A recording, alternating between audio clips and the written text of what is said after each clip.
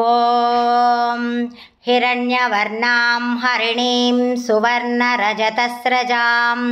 चन्द्रां हिरण्मयीं लक्ष्मीं जातवेदो महावः तां महावः जातवेदो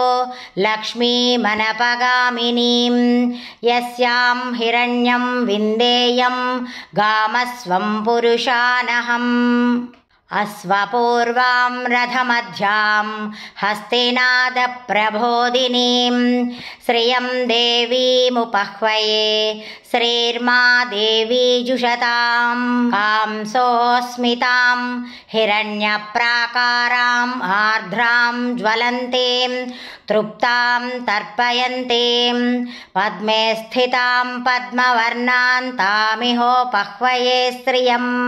चन्द्रां प्रभासां यशसा ज्वलन्तीं श्रियं लोके देवजुष्टामुदारां तां पद्मिनीमीं शरणमहं प्रपद्येर्लक्ष्मीर्मेनस्यतां त्वां वृणे आदित्यवर्णे तपसोऽधिजातो वनस्पतिस्तव वृक्षोऽधविल्वः तस्य फलानि तपसानुदन्तु मायान्तरायाश्च बाह्या अलक्ष्मीः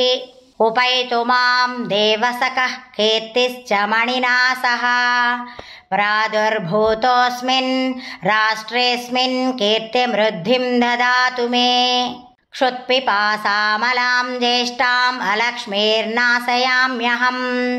अभूतिमसमृद्धिं च सर्वां निर्नुद मे गृहात् गन्धद्वारां दुरादर्शां नित्यपुष्टां करीषिणीम् ईश्वरीं सर्वभूतानां तामिहोपह्वये श्रियम् मनसः काममाकूतिं वाचः सत्यमसीमहि पशूनां रूपमन्नस्य मयि श्रीशयतां यशः कर्धमेन प्रजाभूता मयि सम्भव कर्धमा श्रियं वासय मे कुले मातरं पद्ममालिनीम् आपः स्रजन्तु स्निग्धानि चिक्लीतवस मे गृहे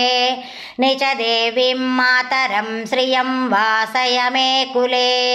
आर्द्रां पुष्करिणीं पुष्टिं पिङ्गळां पद्ममालिनीं चन्द्रां हिरण्मयीं लक्ष्मीं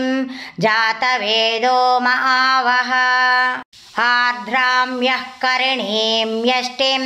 सुवर्णां हेममालिनीं सूर्यां हिरण्मयीं लक्ष्मीं जातवेदो महावः तां महावः जातवेदो लक्ष्मीमनपगामिनी।